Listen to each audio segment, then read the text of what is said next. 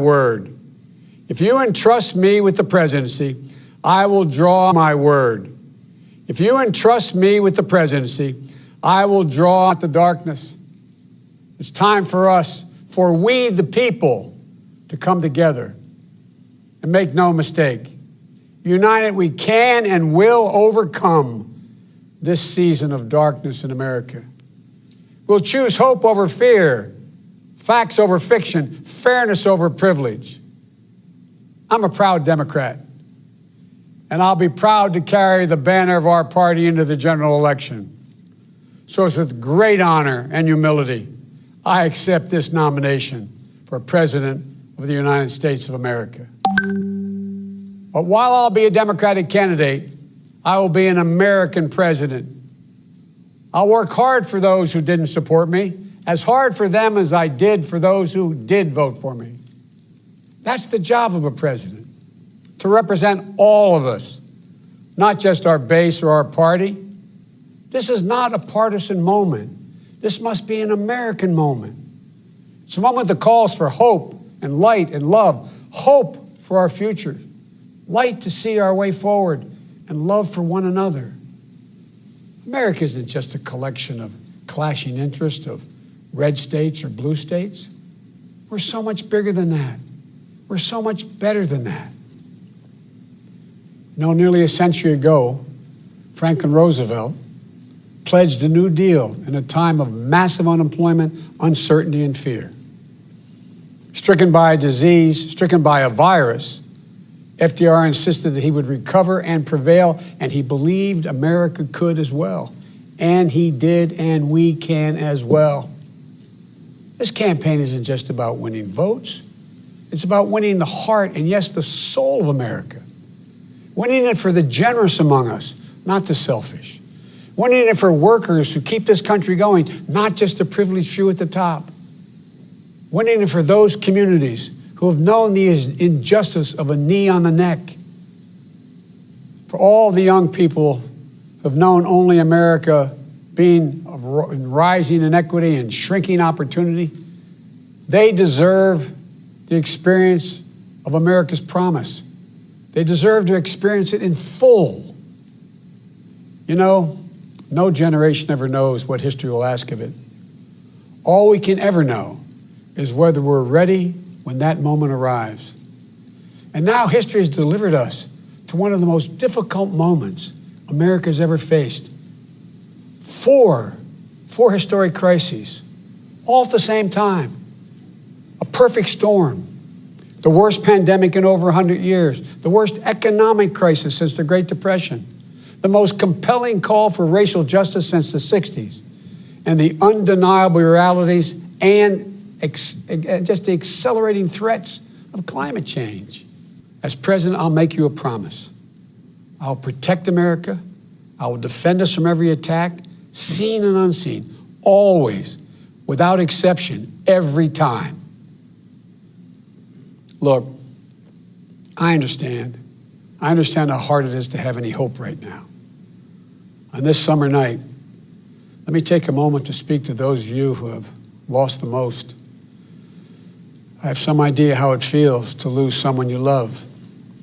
I know that deep black hole that opens up in the middle of your chest and you feel like you're being sucked into it.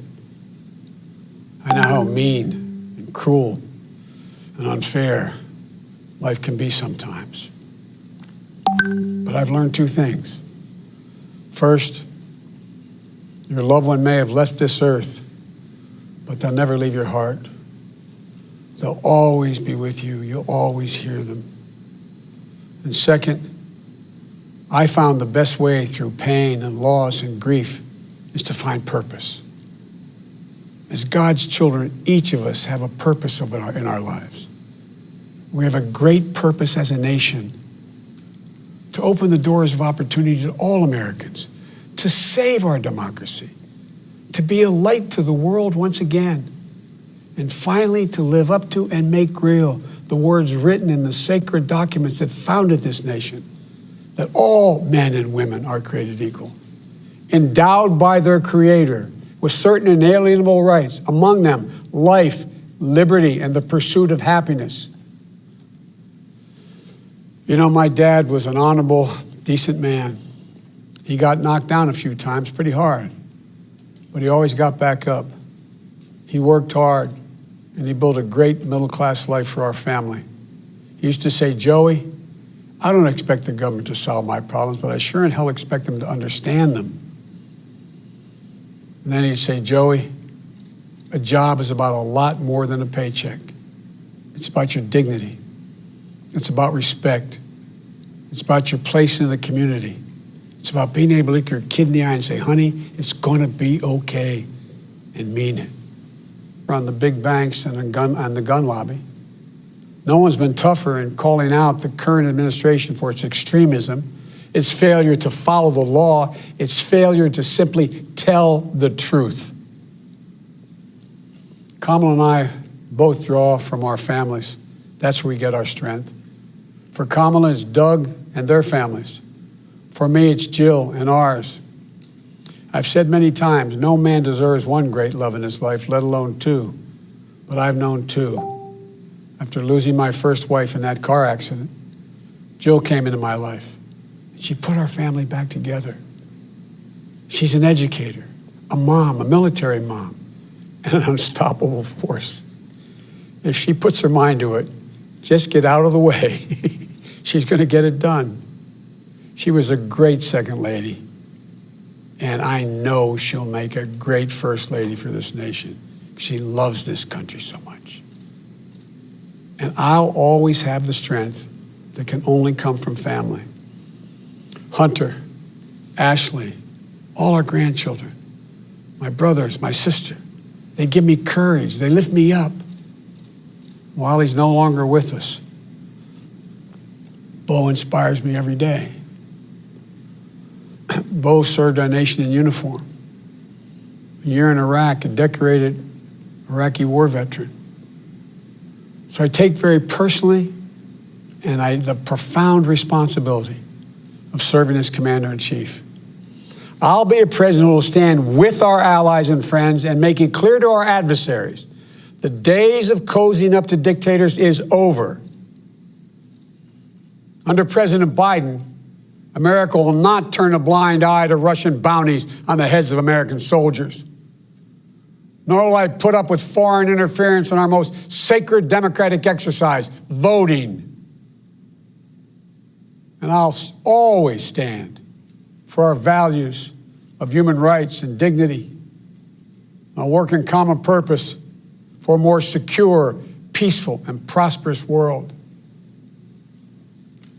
History has thrust one more urgent task on us.